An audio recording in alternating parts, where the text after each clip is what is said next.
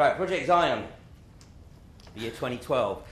I'm going to try and whistle through this because I want to introduce so many different threads that some of them I'm actually going to leave you to put together yourself, because this is not about a presentation. This is really about sowing seeds that hopefully you will have sufficient interest or curiosity to go and explore for yourselves. Because, as was alluded to in one of the earlier presentations, I'm not here to try and tell you what I believe is the truth. I'm just here to sow a few seeds and then leave it to you, because the truth cannot be told. The truth has to be realized. And a few years ago, if anybody had told me that I'd be speaking at an event like this, I would have just laughed at them. Because my area of research is deep geopolitics. But what I have discovered over the last few years is that deep geopolitics and exopolitics are inextricably interlinked, because the deep occult agenda is extremely pernicious. And I'm just going to touch on some aspects of it today. And part of my research really takes me into the reports produced by extreme right-wing think tanks.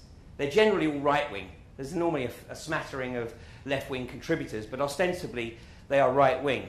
And the most significant report that I want to discuss today is this one, the report from Iron Mountain, which a lot of people try and dismiss as a forgery. But this report was produced by a think tank meeting in 1963 in the immediate aftermath of the Cuban Missile Crisis. And the full title of the report is The Report from Iron Mountain on the Possibility and Desirability of Peace. And if you hadn't read it, then I strongly advise you to do so. It covers some incredible aspects. It talks about the need for war. Fundamentally, these guys conclude that peace cannot be sustained. And in fact, it's not even desirable to sustain peace. And the Western economic model demands waste. And war is the most effective way of creating that waste. And right now we are in the prelude to a period, just like we were in the mid-1930s. The industrial military complex is gagging for a war. Absolutely gagging for it. And all the threads of what's occurring right now are part of that, not least, of course, in Iran. But one of the quotes I want to take from this report is, "It has been hotly argued that an external menace would offer the last best hope of peace by uniting mankind against the danger of destruction by creatures from other planets or from outer space." Pretty much what Reagan said many times through his tenure as President of the US, not least, of course, the clip you saw there at the UN in 1988. This report also is the earliest mention that I can find about creating the political construct of climate change. And this is a direct quote from a report that was produced in 1991, where it says, "In searching for a new enemy to unite us, we came up with the idea that pollution, the threat of global warming, water shortages, famine and the like would fit the bill. All these dangers are caused by human intervention. The real enemy, then, is humanity itself." And that, again, lends weight to this being a genuine document, because it's pretty much paraphrased, but it's pretty much a quote from a report that appeared some 30-odd years previously. And then there's this book, Between Two Ages, America's Role in the Technotronic Era, written by Zbigniew Brzezinski. He wrote it in 1969, it was published in 1970. It's very, very difficult to get hold of this book, and in fact, they sell for about 250 quid. So I'm keeping my eye on that one. But if Brzezinski wasn't part of the group that put together the report on Iron Mountain, he was certainly very familiar with the findings, because he actually expands upon the report in this document. And Brzezinski was in his early 40s when he wrote this, and one of the most interesting comments, and there's many interesting comments, again, it's a great read, but one of the comments he wrote was that the challenge in the future is going to be to prevent man from reconnecting with his true self, and to keep him locked into the mirage of consumerist materialism. Rudolf Steiner made a similar observation in 1916.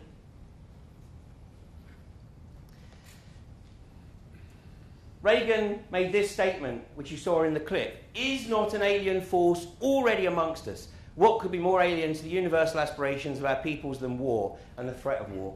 You know, one of the things that motivates me to do what I do is that I fundamentally believe that there are some common denominators amongst humanity.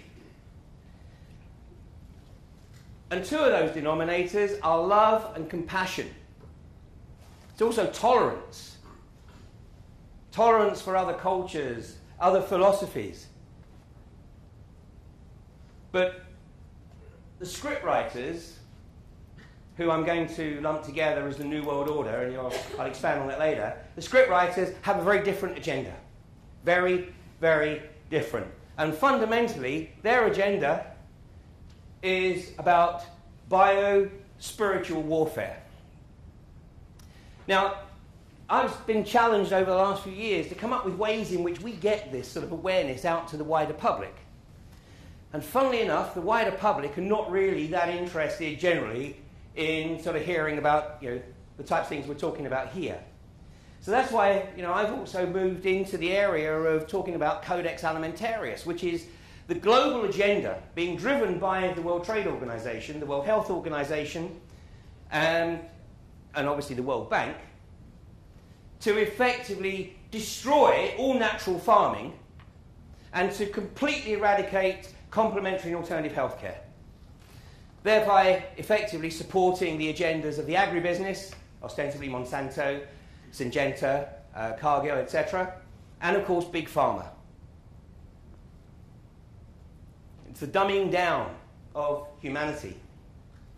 But, you know, maybe there's something else going on here, and I think I'm going to use the term Zionist, but let me explain how I'm going to use it. Because Zionists, and the term Zionist, has been given the benefit of the treatment that Nick talked about in his presentation, where anybody who dares touch upon these subjects is immediately in danger of being labelled as a rampant anti-Semitic. It's a brilliant shell game. So the New World Order effectively hide behind the Jewish people. And many scholars have made the observation over the last century or so that the Zionists are not the friends of the Jew. The Jews are being abused by people who are driving a very different agenda.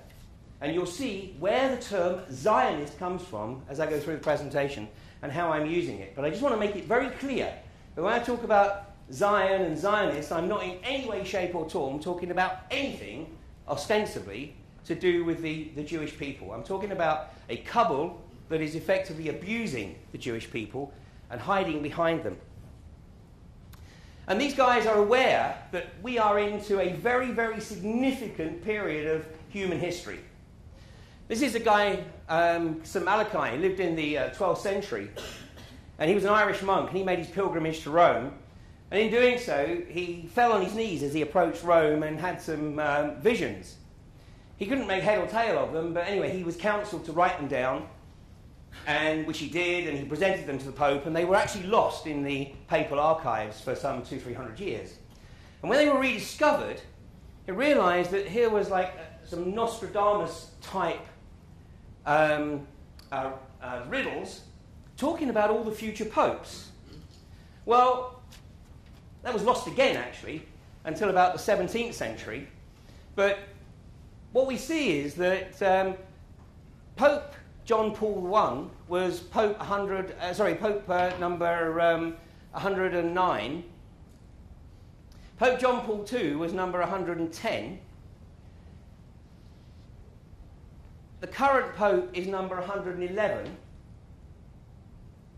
And the 112th Pope was the last Pope. And the Vatican have been very, very well aware of this prophecy. So much so that Pope John Paul II actually believed that in his lifetime he would actually come face to face with the Antichrist. And of course some people actually believe that he might have done. But his concerns were allayed. Once George Bush opened his mouth, he realised that he hadn't perhaps met the Antichrist. But something else is going on here as well right now, which affects us very greatly. The the ongoing scandal of MPs' expenses in this country is a total construct. It's bullshit. Most of these guys are dealing with, petty change. Yeah, we don't like it. But in the scheme of things, it's nothing. It's not even loose change compared to what the financial industry have wreaked on the Western economy, or the global economy. But it was put out for a reason, because for 5 weeks they had to keep any discussion about the imminent European elections out of the media. What we have just been through is the most significant European elections in the history of Western Europe, certainly in the history of Britain. Britain is that far from effectively being non-existent. And had there been the debate in the media, there is no question that, in all probability, UKIP, and possibly even the BNP, would have taken the majority of seats. That had to be prevented at all costs. They wanted to ensure that there was no debate, so that, apart from a few minor changes, they would ostensibly maintain the status quo. And of course, once the Treaty of Lisbon is ratified, once the Irish are bullied into saying yes in October, then we have the EU president, Tony. He is not in the inner circle of the New World Order. He is a capo. He is a human muppet carrying out the work of the New World Order. He has his nose so deep in the trough, of course. But if I was ever in any doubt that he was the promised candidate for the presidency, it was put aside once it was announced, of course, that Tony Blair was going to become a Catholic. Because the EU is a Catholic entity. Just like in the UK, it's nigh on impossible for the UK to appoint a Catholic Prime Minister. We can have a Jewish Prime Minister, we've had a number. We have Protestant Prime Ministers, we can have an atheist, but not a Catholic. The EU is the absolute opposite of that. It's a Catholic entity. No Protestant will ever be, under the current proposed constitution, president of the EU. So get used to seeing Tony like this. Because, of course, one of the things that he's also going to do is he's going to drive through the microchipping. And, of course, it may seem like an outrageous statement today, but I can absolutely assure you it's on the agenda, and it's on the agenda for before 2015, unless something significant happens. The New World Order. This great seal separates from the eye of the capstone, separates from the body of the pyramid. And this symbolises the knowledge and the wisdom retained by the few, never to be shared with the masses. And what I'm going to introduce you to today is the belief system of the few, which is so far removed from what is created as the belief system of the masses that it would always be dismissed as absolute, unbelievable bunkum. So let's have a look at where this comes from. Because ostensibly, we can trace back that recorded history basically started 5,100 years ago, give or take. Okay, the biblical agenda from Bishop Ussher, working on the genealogy within the Bible, he said that the world started in 4004 BC. Well, that's what the fundamentalist Christians still hold to today. But what we can recognise, the Masonic calendar, this is the year 6009, because the Masonic calendar started in 4000 BC. The Sumerian records show that recorded history commenced around about 3600 BC. This is the Jewish year, 5769. So the Jewish calendar started in 3760 BC. And of course the Mayan long count, which is of particular interest to us, because the current Mayan long count, which is 5,125 years, comes to an end on December the 21st, 2012, at exactly 11:11 a.m. GMT on the morning of December 21st, 2012. Now, 2012, most of you are familiar, of course, with the importance or significance that is associated by many people now with 2012. Well, one of the things I can absolutely assure you is that 2012 has only been in the mass consciousness since 1987. Anybody who tells you they were aware of the significance of 2012 before that, ask them to share with you their source. Because we can actually trace it back to the publication of a book by a guy called Jose Arguelles, who wrote The Mayan Factor in 1987. And Terence McKenna, some of you will be familiar with, he also worked out this historical period using I Ching, and he came up with this time wave zero, which he came to the conclusion, he knew nothing about the Mayan calendar, and he came to the conclusion that this current period of history ends on November the 17th, 2012. And when he found out about the Mayan calendar, at least he had the good grace to acknowledge that he was probably wrong and the Mayans were probably right, and he said, so I was 34 days out. So he changed his forecast. Now this is from Lawrence Gardner, and this is a genealogy that's taken from the Sumerian and Akkadian transcripts. And this genealogy, this hierarchy of the gods, small g, the Anunnaki, is played down, of course. Most people are completely unaware. It's not taught in history in schools. It's the domain of a few.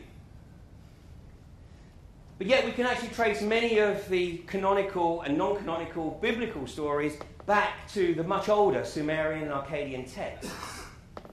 And the most significant players in this are two guys called Enlil and Enki.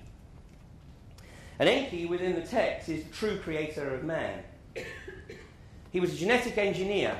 Well, he was a visionary, but he worked with his partner, Ninhursag, who was the genetic engineer. And they effectively created humanity to be slaves, using the basis of the hominoids that were already here. So when we say creator, I'm using the term loosely. He was the engineer. So he wasn't the guy who put hominoids here. Where they came from is a completely another debate. But Enki, having created the humanity, actually had an affinity with his creation. He wanted humanity to develop. He wanted humanity to be all it could be.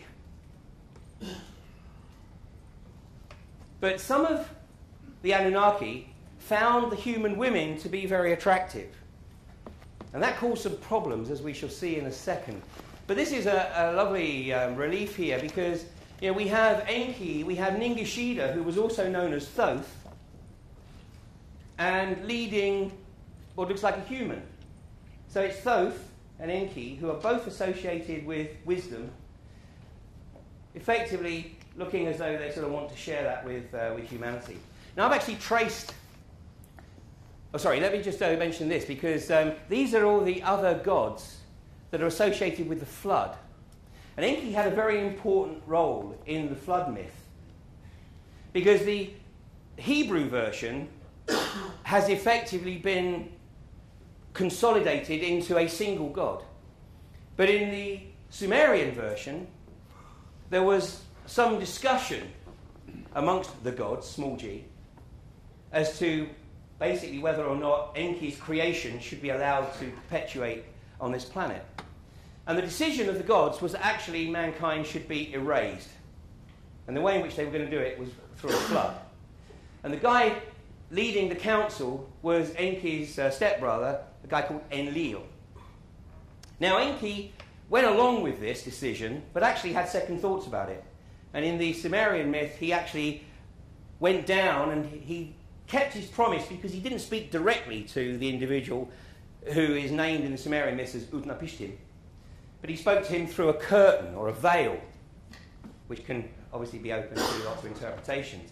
And he gave him the dimensions and the specification to build not an ark, but a submarine.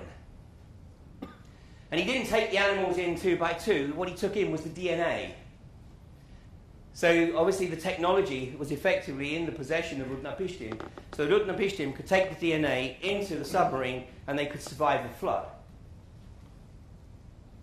And we know the flood occurred because these are all the gods that you can, just a handful actually, because there's many, many more, who are all associated with the flood myth. Now I mentioned Enki and Thoth, and we can see that actually some of the wisdom that was taken almost as a given, as common knowledge at that time, which we've very much lost today, has been sort of passed down through the mystery schools, down through Pharaonic Egypt. Akhenaten brought it out, into the land of Canaan, which established the Kabbalah. But all the way through history, you can actually trace these threads of people keeping alive this knowledge, despite great efforts to suppress it. And we have here the Ajiji. This is, effectively, these were the pilots of the craft that were taking the gold that was being mined here. They were taking it off planet. They were taking it to the moon or to Mars. And for their rest and recreation, they were given leave on Earth. And these are the guys that started messing around with the human women, as discussed in Genesis chapter 6. Many of you will be familiar with this. And it came to pass when men began to multiply on the face of the earth and daughters were born unto them, that the Elohim, which is plural, it translates as gods and goddesses with a small g, saw the daughters of men that they were fair. They took them wives, all of which they chose. And the Lord said, My spirit shall not always strive with man, for that he is also flesh, yet his days shall be 120 years. There were giants, Nephilim, in the earth in those days, and after that, when the sons of God, Nephilim, Elohim, gods and goddesses, interchangeable, came in unto the daughters of men. That's biblical speak for shagged them. And they bore children to them. The same became mighty men which were of old, men of renown. Now, the book of Enoch was part of the canon initially, but was removed. But the book of Enoch was actually returned to us in about the 17th century. And I'm going to just give you a couple of quotes from the book of Enoch. It said, And the angels, the children of heaven, saw them, handsome and beautiful daughters, and desired them. And they were altogether 200. And they descended into Ardos, which is the summit of Hermon. Mount Hermon is also known as Mount Zion. And they called the Mount Armon, for they swore and bound one another by a curse. And in the book of Jared, it says, In the days of Jared, 200 watchers descended on Ardis, the summit of Mount Hermon. On this mountain, the watchers swore an oath and bound themselves to it. The watchers were the ones who were effectively the fallen ones. They had transgressed their own laws by fornicating. And by the way, the word fornication does not mean sex. The word fornication means sex between species. So another classic mistranslation that has buried some of this information. Back to the book of Enoch. And Azazel taught men to make swords and daggers and shields and breastplates. And from now on you will not ascend into heaven for all eternity, for it has been decreed that you will be bound on earth for all the days of eternity. And before this you will have seen the destruction of your beloved sons, and you will not be able to enjoy them, but they will fall before you by the sword. And he was angry with them and bound them until the time of consumption of their sin in the year of mystery. The he being referred to is quite possibly Anu, who was the sort of head honcho of the Anunnaki. But the year of mystery is very significant here, because what is the year of mystery? Well, I'm going to call on some research here by a guy called David Flynn, who it was one of those wonderful pieces of synchronicity, because I knew that there was something here that I needed to find, and I was focusing my research based on the Book of Enoch and on Mount Hermon, and a couple of days later, somebody randomly sent me an article written by David Flynn, where he wrote about what I'm going to tell you right now. Because Mount Hermon is located at a very, very unique location on the planet. It actually sits at 33.53 degrees east and 33.53 degrees north. Now, if you go to Google Earth, it's not exact. It's as exact as Terence McKenna's November the 17th versus the Mayan calendar of December 21st, 2012. It's close enough to be way beyond pure coincidence. Well, when you actually take the Earth as 21,600 nautical miles in circumference, and you take 33.53 divided by 360 multiplied by 21,600, guess what you come up with? 212 nautical miles. So Mount Hermon, the place where the watchers were deposited until the year of mystery, sits at this remarkable location, give or take. Now, one of the other things you have to take into account is that the 0-degree meridian was moved in 1886 from the Rose Line, the Rosslyn, which dropped down through Paris to London. So you do have to make that adjustment. But you can find on Google Earth, it's not totally accurate, but it's really close. Now, one of the other things that convinced me that Mount Hermon was very significant in the thinking of those who believe themselves to be the rightful rulers of this global fiefdom. Sorry, let me skip that. I don't have time to. Is this attack that was contrived by Israel on the Lebanon 3 years ago, in the summer of 2006. You know, there was the no man's land there, and the Israeli army put this soldier, Gilad Eichmann, I think it was his name, they put him into no man's land. It was like bait. You know, unfortunately, Hezbollah fell for it hook, line and sinker, kidnapped the Israelis, and the Israelis used it, of course, in their usual way of a balanced response, to launch a massive attack on southern Lebanon. And knew immediately what was going to happen. They were going to go up to the Litani River, but most importantly, what they were concerned about was actually securing the area here in the Golan Heights, which is effectively northern Israel, western Syria, south-eastern Lebanon, Mount Hermon. And today, of course, that is a UN zone. And interestingly enough, the year before, just a few days after the 7/7 bombings, this crop circle appeared. It's an incredible crop circle, which I gave a presentation just a few days after this appeared, and I was actually sort of alluding to the fact that somebody might be trying to tell us, who was actually responsible for masterminding the 7/7 bombs. But these, sorry, pressing the wrong button here. But these things here were, a little bit confusing. What was that all about? Well, after the attack on southern Lebanon, after the Israelis had moved north and basically secured all the land they wanted to secure, a ceasefire was agreed, but 3 days passed before the ceasefire being agreed and it coming into effect. And the Israelis took the opportunity to literally saturate that whole area with cluster bombs, so that the whole area is completely uninhabitable all around Mount Hermon, this UN zone. Now, we can actually trace back exactly the point at which we entered the Dark Ages, because this is Alexander the Great. Alexander the Great, of course, was the guy responsible for creating the greatest repository of knowledge and information known as the Library of Alexandria, which he started that in the 4th century BC. Basically his instruction was that as his armies went into new territories, any books of learning, any books of wisdom that were found should be taken back to Alexandria, copied, and then sent back to whence they came, if they ever went back. But although the library was established in 320 BCE, unfortunately, with the arrival of Christianity, the library's days were numbered.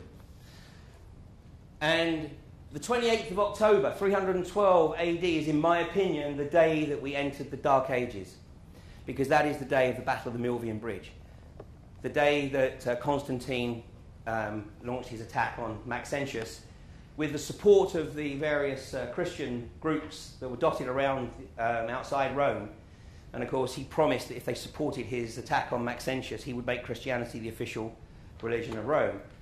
Well, he wasn't too concerned about that, but eventually he was reminded that he made this promise, and in 315 he made Christianity effectively the only religion in Rome. And in 325, he was quite a smart guy, because he was very aware that there were a lot of different versions of Christianity, and he said there has to be one version.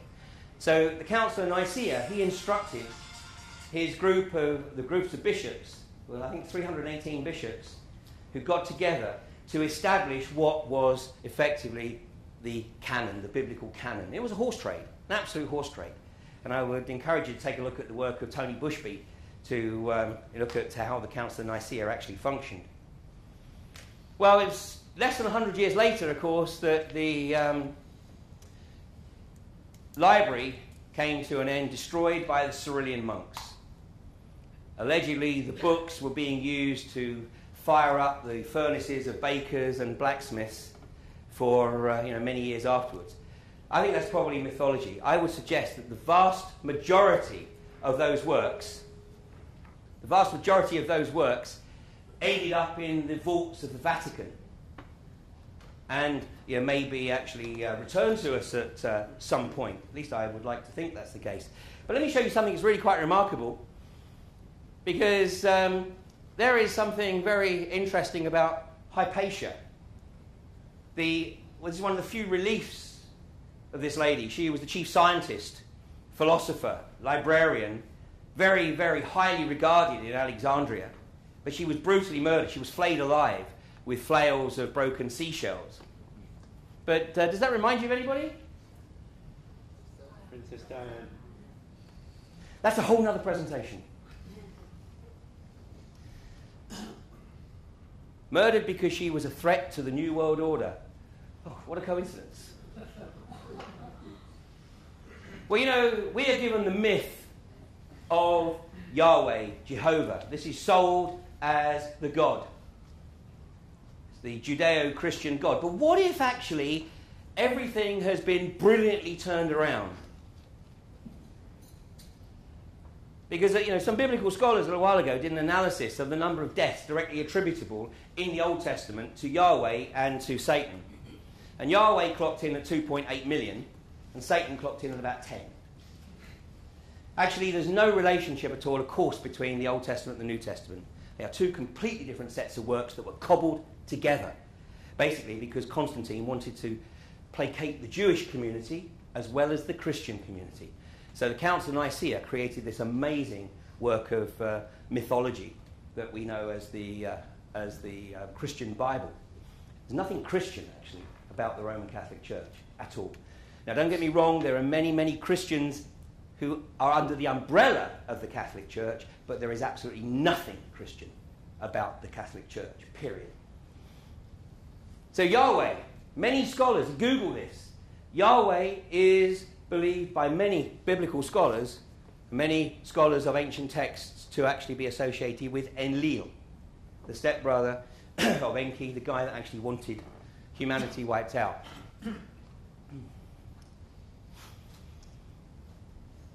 By making sure that the literature was destroyed, it made sure that basically people couldn't question this dominance, this domination. It was actually part of what caused the schism. Societal abuse continues today, not least with the Judeo-Christian assault on Iraq.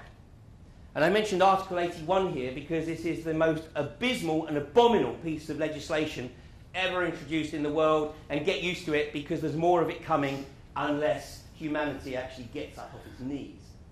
Article 81 was forced on the fledgling Iraqi government by Paul Bremner, who was the US ambassador to Iraq at the time. And Article 81 strictly prohibits Iraqi farmers from retaining their seeds from their annual crops and requires them to purchase their seeds from Monsanto. Henry Kissinger said, control the oil and you control nations, control the food and you control the people. Look at what Kissinger's saying about Iran right now. And total denial of spiritual curiosity. Anybody who dares to question the dogma, we see this through the Inquisition, we see it through the destruction of the Library of Alexandria, we see it through the destruction of the Mayan texts led by Bishop Diego de Landa in the 16th century, which left us out of the phenomenal canon of works that existed in Central America. We're left with 4 codices. And spiritual subjugation. I mean, this is really everything. This is what the veneer, if you like, of the Judeo-Christian New World Order agenda is all about. Now, once again, just like, don't get confused between my use of the word Zionist and the Jewish people and the Judeo-Christian agenda and true Christians. There's a big, big difference. But that debate is not allowed to be had. So the Enlilian Mafia shouldn't come as any surprise to you. This is the motif of the Jesuits, the Black Pope. First time in history, the leader of the Jesuits has actually retired. Normally they're in office until they die. But the guy who was the leader who elected to retire, a guy called Clovenhock, I have to say that very carefully because I keep wanting to say cloven hoof. But Clovenhock retired, and in my opinion, he's operating, very much behind the scenes. And here's the classic case, these Orthodox Jews from a group called Neturei, who are absolutely aware of the deception and are trying to educate their fellow Jews, Orthodox Jews, of the deception. Zionist is not the friend of the Jew.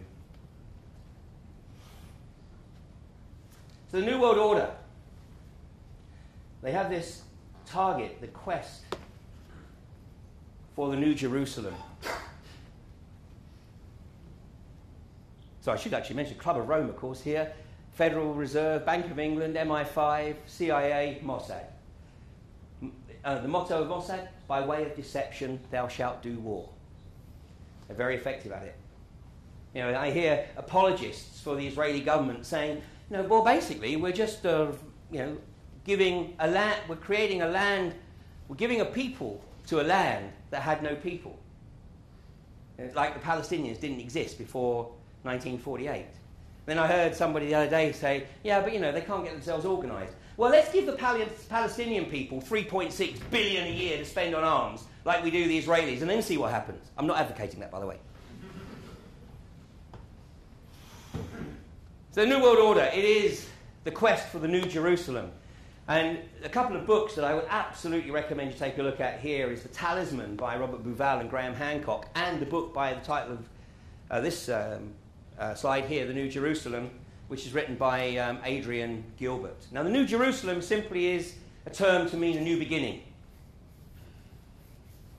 And that's exactly what's going on right now with this attempt to accelerate the complete and utter subjugation of humanity. Why are they doing this? Why are they doing this? Because do you know what their belief system is? The real bloodline, we hear all the Da Vinci Code bullshit about this is the bloodline of David. It is the bloodline of the Watchers and the human women, the Nephilim. Now, whether they're right or whether they're wrong doesn't matter at all for the purpose of this discussion, because these guys absolutely believe that they are the descendants of the Watchers and the human women, the Nephilim, and therefore they believe that they are superior to humanity. They believe that humanity is still a slave race and deserves no better than to be treated as a slave race. But they are also very, very conscious about the forthcoming year of mystery. And consider the possibility that actually, if there's going to be a return, and there's a lot of conjecture to suggest that might be the case, even I came across an article, again, wonderful synchronicity, an article written by Michael Sala in 2003, where he was putting forward the proposition that one of the purposes of launching the attack on Iraq in 2003 was to secure the Stargate in Basra. Well, that resonated with me because I absolutely believe that the attack on southern Lebanon in 2006 was to secure the Stargate, or landing zone, of Mount Hermon. Now, once again, whether this is fantasy or fact doesn't matter. It's what these guys believe. They're hedging their bets. And I mean, of course, it's so arrogant that they believe that they could have the technology to deal with whoever it was that put them there, back 5,500 years ago or whatever. But they believe that they should be calling the shots. But, things are happening. There's something that's happening that they're not actually in control of here.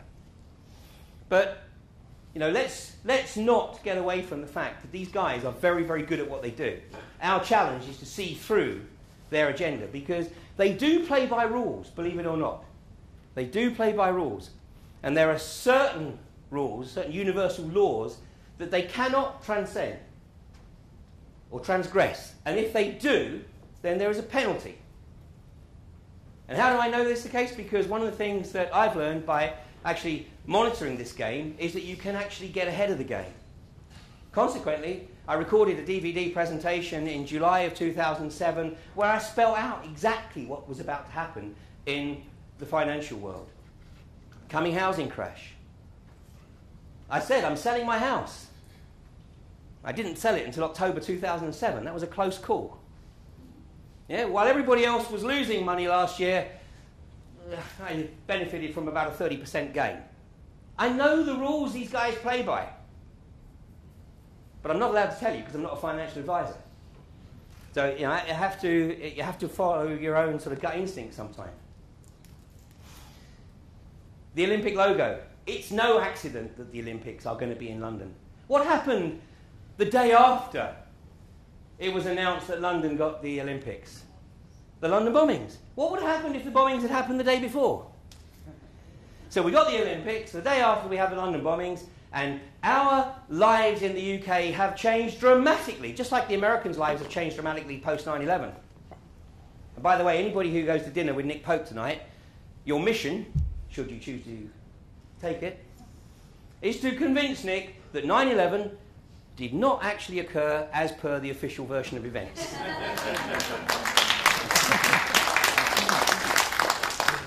There's a bottle of champagne for the person. The London Olympics, you know, what we're also looking at here in 2012 is not just the end of a 5,125-year cycle of the Mayan calendar. We're also looking at the much longer cycle of the precession. It's actually 25,920 years, not 26,000. But we're actually looking at the end of the precessionary cycle. And a guy called John Major Jenkins has identified this is the moment at which the Earth lines up through the Great Rift in the Milky Way, right through to the centre of the universe.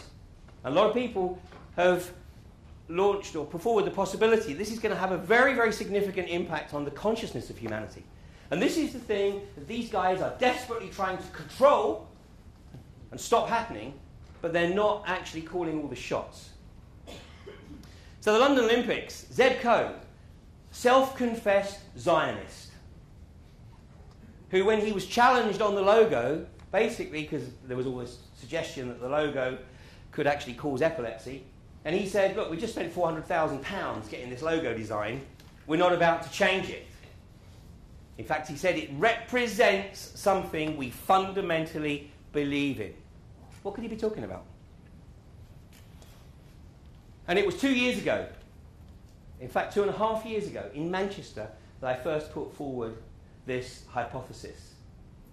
That the London Olympics, we were being set up in London, in the UK, to be the focus for the most audacious forced flag attack that the world has ever seen. 9/11, Bali, Madrid, London, Mumbai, these are all practice runs. This is going to be the real deal. Now, it took me a while to get to this, but what kept me looking at it was this. Because why did 2012 need that? And that was when, really, okay, this is Zion. This is Project Zion. Everything about it is Project Zion. What is Project Zion? It is the gateway, the portal these guys are going to use to create what they believe is the New Jerusalem. If there is a return, they basically want to be able to say, we're in control, guys. You know, it's our fiefdom. Humanity is exactly what it was created to be in the first place. It's a slave race. And as we've seen, there is the technology. I believe a lot of that technology exists at terrestrial level. And it may well be that these guys are getting some help. But we're also getting a lot of help. You know, one way, shape or form, there is a rising awareness that humanity is under attack, both from a bio-spiritual standpoint and from a psycho-spiritual standpoint. You know, now is really our time to try and do something about that.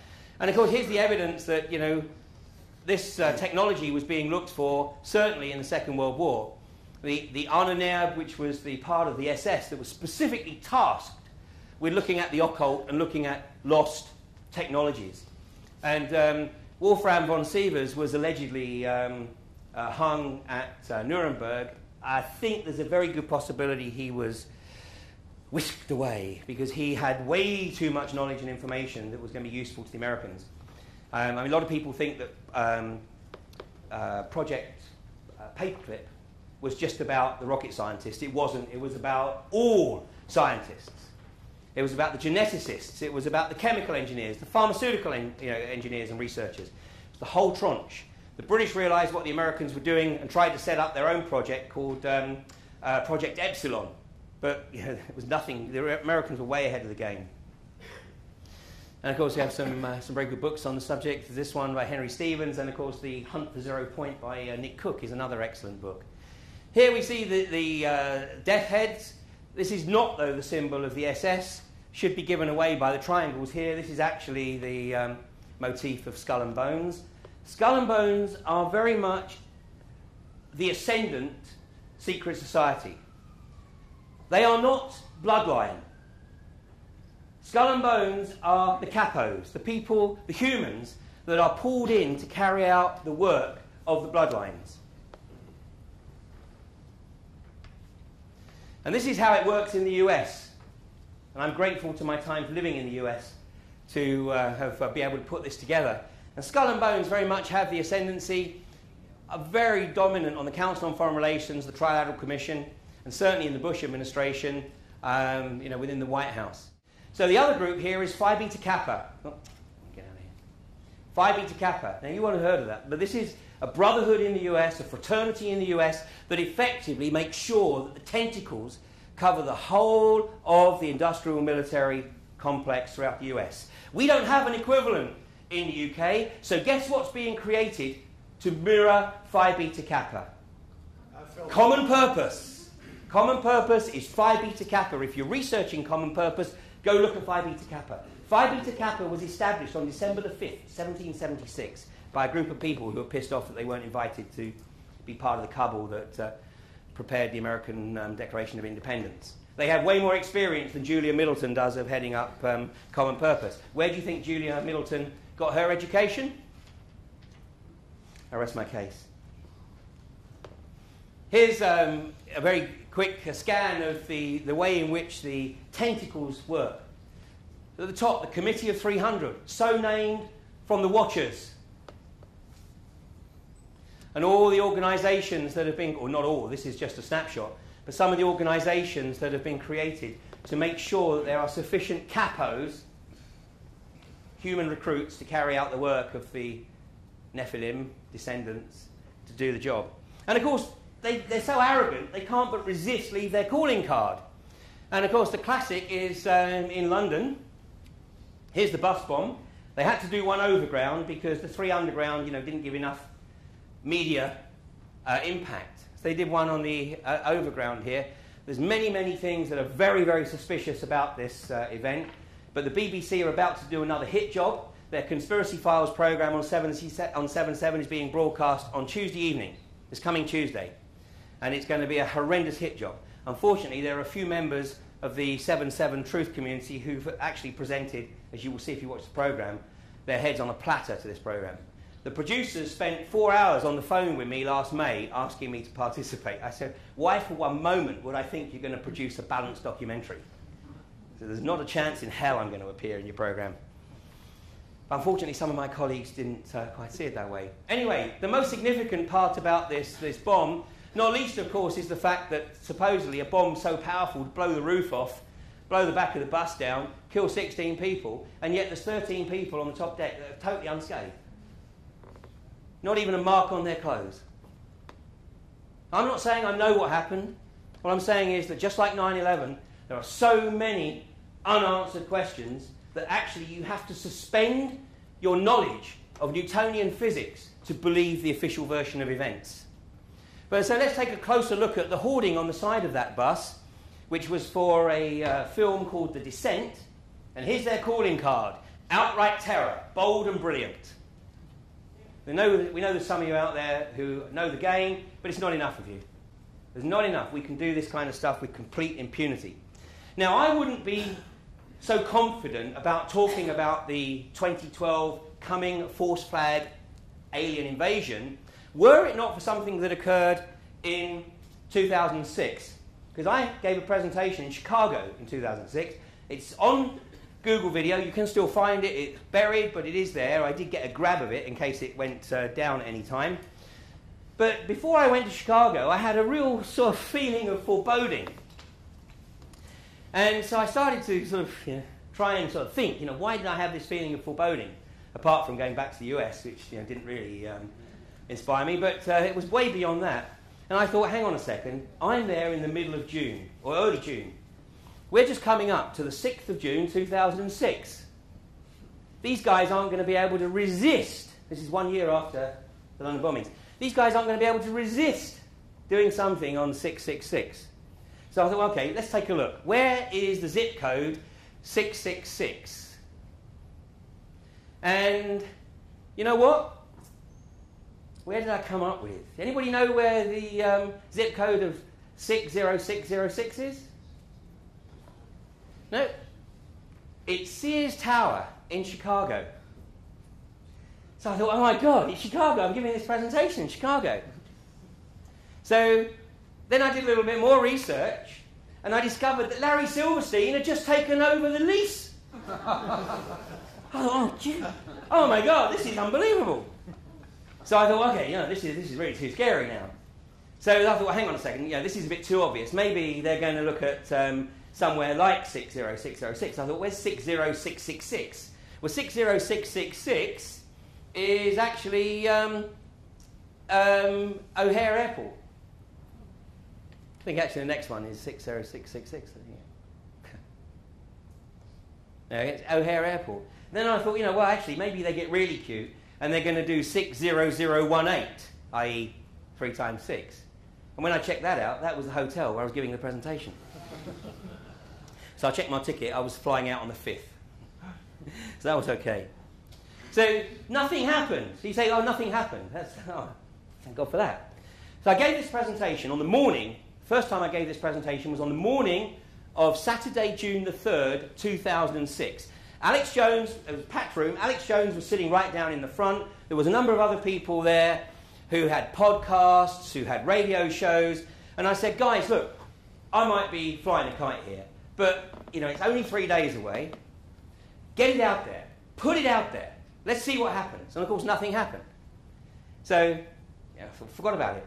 2 weeks later, it's announced in the media that the FBI have arrested a terrorist cell in Florida with detailed plans of Sears Tower. And in fact, the court case of those people was held recently. So you can Google that, you can find the information for yourself. So did we stop something? I don't know, we'll never know. We'll never know. But I mean, every terror cell that has been arrested in the US has found to be a CIA or Mossad construct. And this one is no different.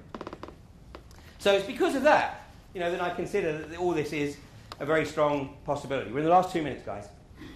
Kind of getting edgy. What we have is government by pathocracy. These are capos. These are not bloodline people. They're humans, but they are now devoid of humanity. They've got their nose so deep in the trough. I mean, Tony's a classic example. I mean, who's the guy that should be first up, on the expenses issue? He's the guy who changed the rules so that basically the expenses issue could be abused. And what do we learn? That Tony's expense sheets were terribly sorry, but they were shredded. How convenient. How convenient. So what we've got is a whole bunch of people in leadership positions that have their nose so far in the trough that when that's exposed, the people will react and they'll be taken out of office. And that's what's going to happen here. And Parliament, when there is an election, is effectively going to be constituted of about 600 novices. All the statesmen will have gone. So democracy prevails. Let me tell you, and I don't want to get into the debate right now, but democracy is the easiest form of government to corrupt. And the industrial military complex has perfected it. And the industrial military complex is managed by the Zionists.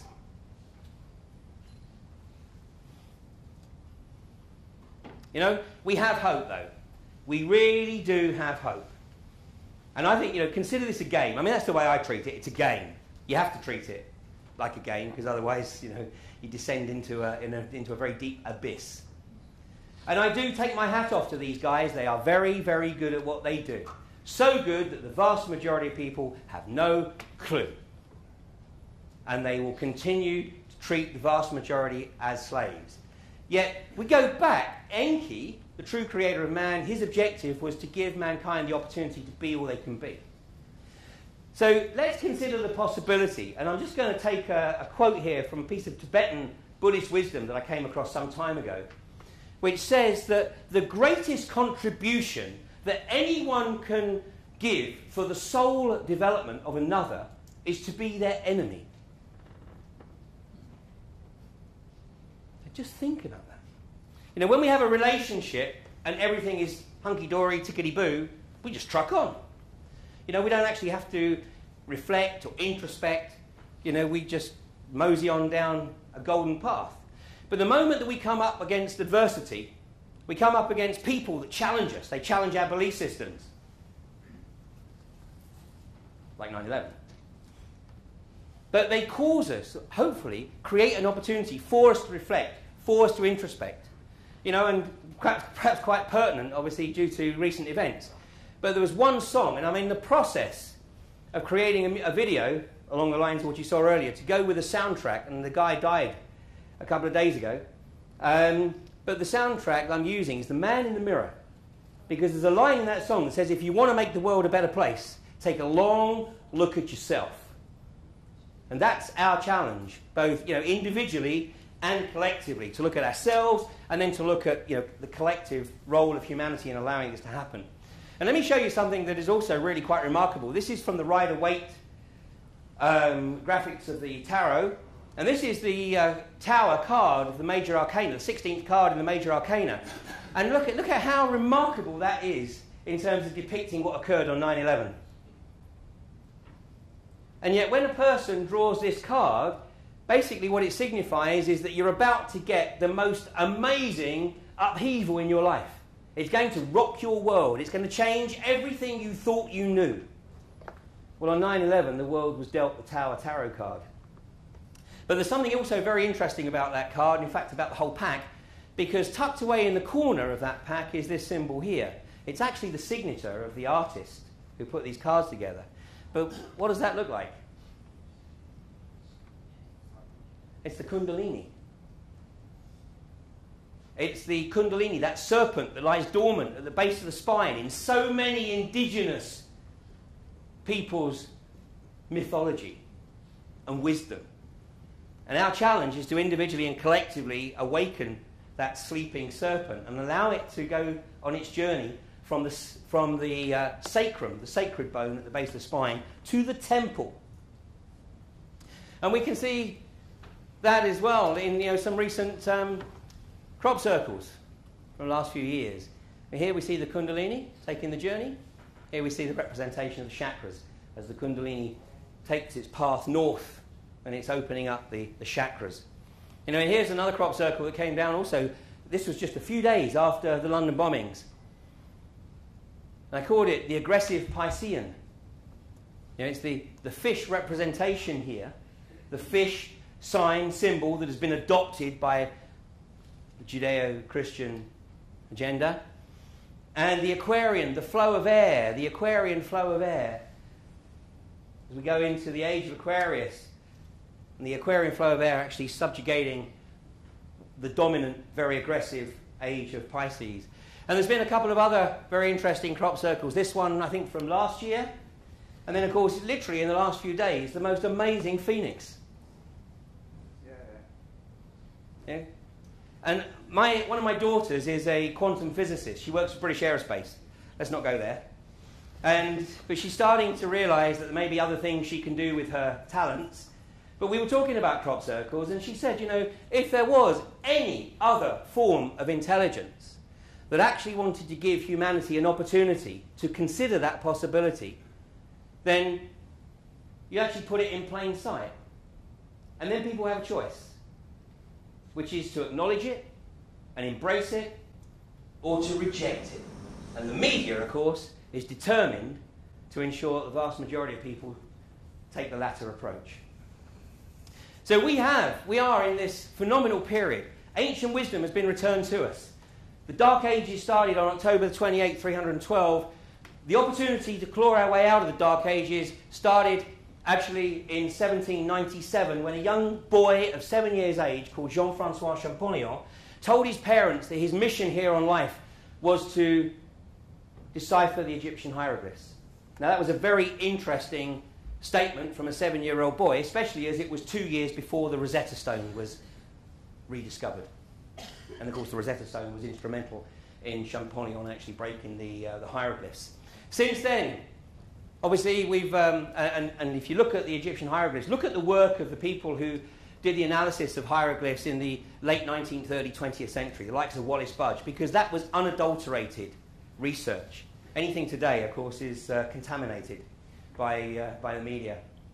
You know, but we've had the Sumerian script since the early part of the 20th century, the Nag Hammadi scrolls, which were all, of course, made public very shortly after 1945, but the Dead Sea Scrolls, we're still waiting on a bunch of it. Guess who has the responsibility today for providing us with the information? The Dead Sea Scrolls? The Vatican. And of course the Mayan glyphs, thanks to a lady called Tatiana Proskuryakov, who'd never been to Central America and was totally unaffected by the pressures of the likes of Eric Thompson, the great Mayanist in the Western world, because he created a Mayan dogma. Anybody who challenged his interpretation of the Mayan glyphs had their careers destroyed. Tatiana was able to carry out her work in what was Soviet Russia, and she was actually responsible for giving us the insight into the Mayan glyphs, which led to Jose Arguelles writing his book, The Mayan Factor, which created the opportunity for mankind to appreciate the significance of 2012. A significance that, in my opinion, the descendants, or those who believe themselves to be the descendants from the bloodline of the mixed race between the Watchers and the human women, have known about for much, much longer. A couple of other, very quickly, crop circles that we've seen in recent years. I talked earlier about the Great Seal and the separated capstone, signifying the separation of knowledge and wisdom from the masses. This crop circle appeared nearly 7 years ago, and it was the capstone reconnected with the pyramid, which for me, and let me tell you, crop circles are very important forms of communication because they resonate, somewhere deep within us. It's the soul. So people who get involved in debates about what a crop circle means, it's meaningless. Crop circles can mean millions and millions of different things to different people, and every one of them is correct. It's whatever it means to you. But for what this meant to me was that we were entering a time where the wisdom and the knowledge that had been kept by the few was actually being returned to humanity. It's the alchemical process. We're in this part of the process now. Solve et coagular. You have to destroy to be able to rebuild. Over the next few weeks and months, many, many, many people are going to have their world ripped away. You haven't even seen the start of the financial, economic meltdown yet. That will kick in later this year. Unemployment is going to be rampant. We are going to have to come up with a complete new model. But it's an opportunity. Instead of seeing it as a threat, it's an opportunity. And if your job is under threat, if you're redundant, you are being given a great opportunity. Embrace the opportunity. The universe won't let you down. And those of us, of course, that have had the opportunity, perhaps in various ways, shapes or forms, to see a different reality, to take a different perspective on life, then events like this are doing exactly what they need to be doing, which is sharing that and encouraging people to go on their own journey and see where it leads.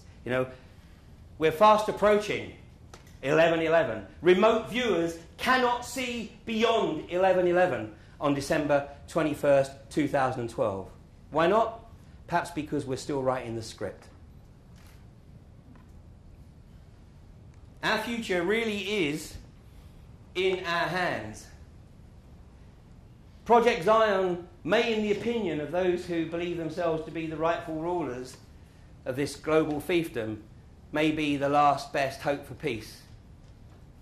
I think we have an opportunity to create a totally different future, And I also believe we're getting a lot of help.